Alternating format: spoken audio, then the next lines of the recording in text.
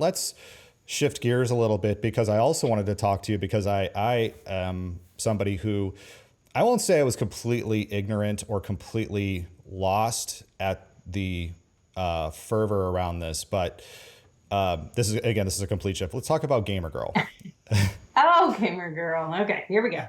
Well, and again, I shared with you a video clip from our esports EDU chat on Thursday night where it was me and two female educators and Bradford, and we sat and talking about this game. Now, again, I'm 44 years old. I grew up, child of the 80s.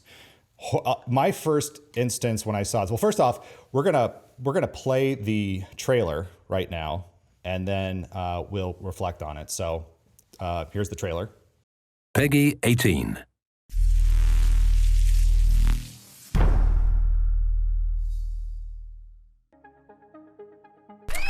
Hey everybody! Okay, cool. Water time, break time.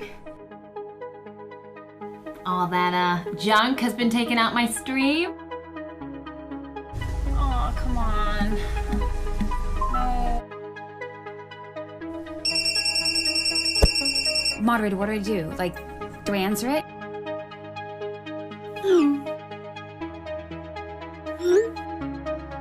We should go for a drink after. Yeah, maybe. Yeah? I know, what do you guys think? You got that, guys? No. No. Abby, you're streaming again? What's it to you?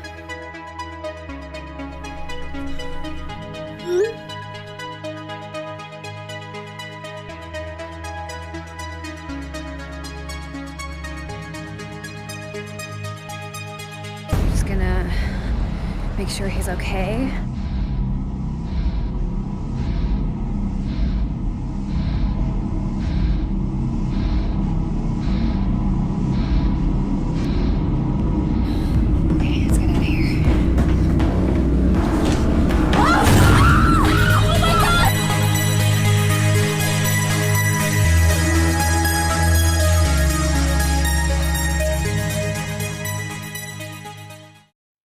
So I watched that, and again, this was my very initial first gut reaction. This is not how my thought process has evolved. It takes me time to process things, but my initial gut reaction was, this is just some Friday the 13th stupid horror movie from the 80s, and that's all that it is. That was my gut initial first response. However, there was quite a bit of outrage that came out, and I didn't quite understand it at first. So perhaps from your perspective, well, obviously from your perspective, what was the thing that me as a 44-year-old white male who saw this as an 80s horror movie, because there's other people I know who missed this as well too, what did we miss?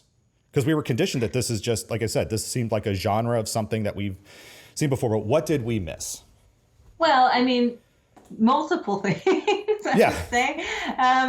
First of all, it's kind of glorifying an event that happens to many women who are actively creating content on the internet, whereas, Jason isn't really highlighting interactions that happen normally. Women being stalked on the internet to negative consequences, people showing up at their doors, whatever it might be, it happens, and not totally infrequently. That's the first thing. The second thing is this trailer was released during a time of a Me Too movement happening in the gaming industry, but a lot of women coming forward about sexual harassment and abuse in the gaming industry.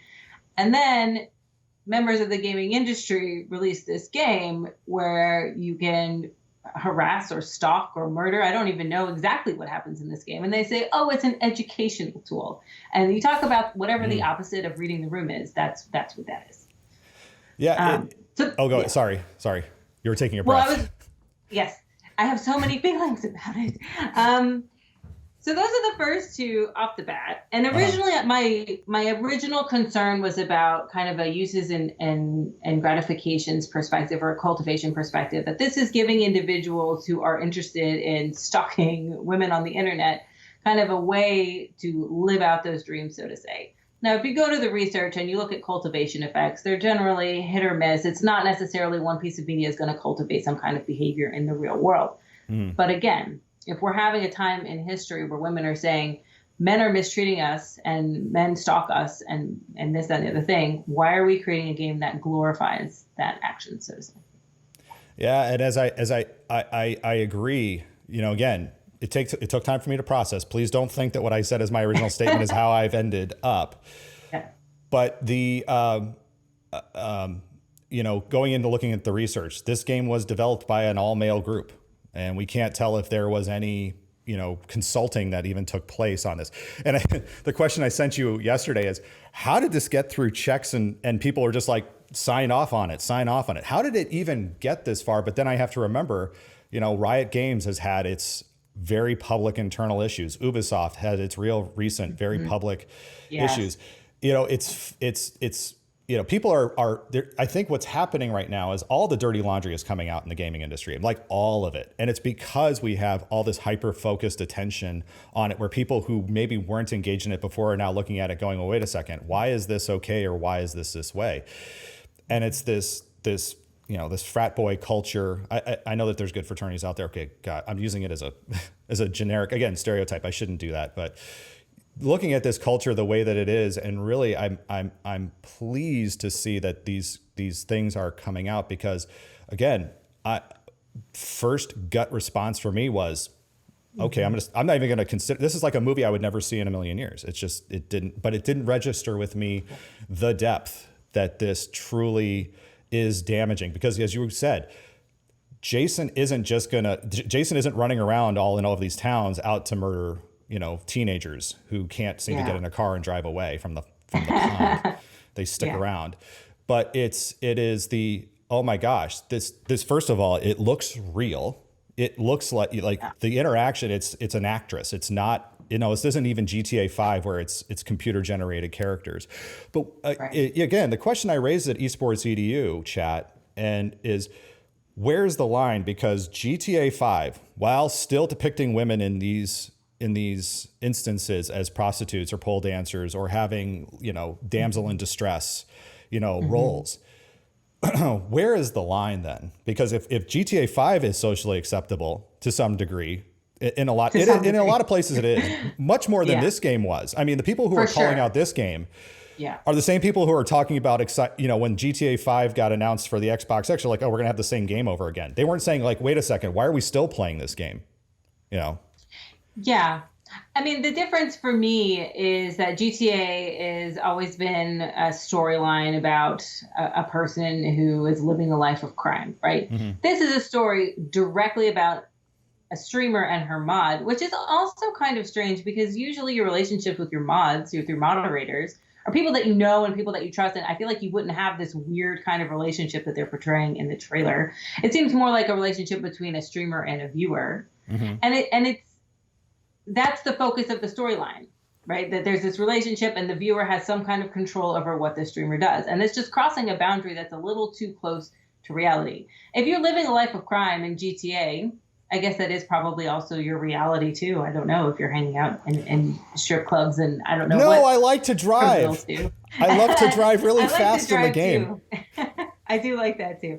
And I just think it was, poorly developed. Like you said, the team, they obviously didn't consult. It's reflecting too many real world things that do happen to women.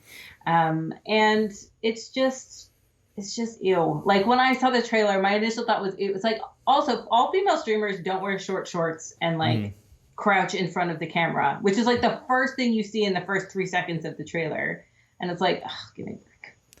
Well, the other thing that I'm starting to see too now in the gaming industry, which is also very concerning, is how companies are rebranding, especially around Black Lives Matter movement.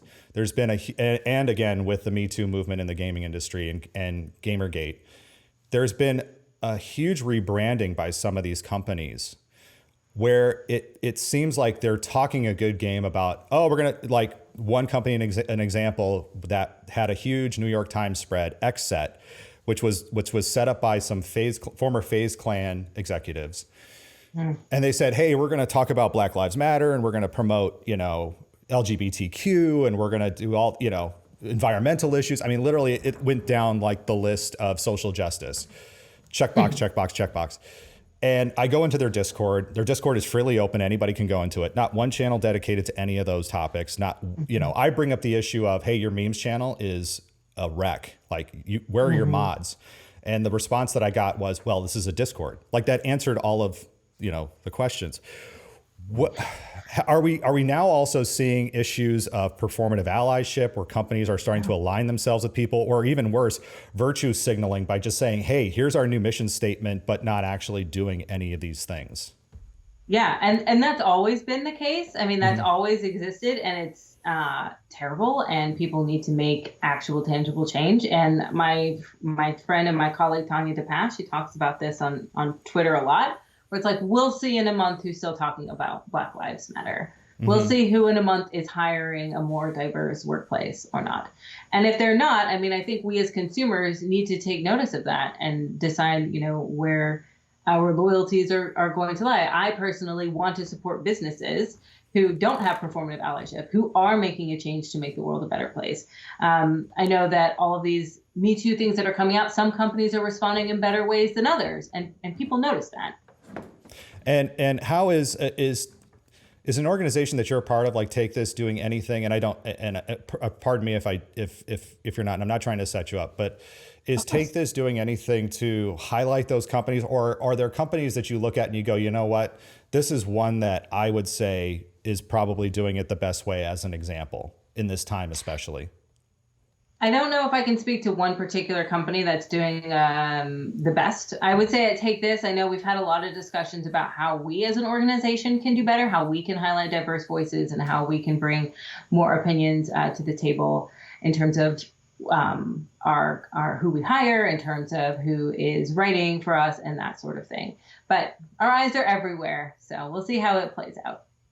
Well, before we, first of all, thank you so much for allowing me to be so vulnerable in this conversation, because when I presented this to you and I said, here's the video, I was very nervous, I guess you could say, because again, me being the position that I'm in, I don't want to come off and just ignorantly say, oh, that's bad. I want to be actually able to understand why it is. So I appreciate you allowing me to be vulnerable at that and share with you my thoughts, and not come back at me and be like, wow, I'm canceling this interview. Thank you so much for buying my book and go on about your business. No. So it's important that we are all open to having these conversations. I had an interaction about Gamer Girl actually on Twitter a couple days ago, and I was talking about cultivation effects, and a colleague of mine came back and was like, actually, I don't think this is the case. We went back and forth, and in the end, we kind of agreed and we kind of disagreed. But I made the comment of like, thank you for having this conversation with me. And it didn't end with like, you're stupid, you don't know what you're talking about. It was an actual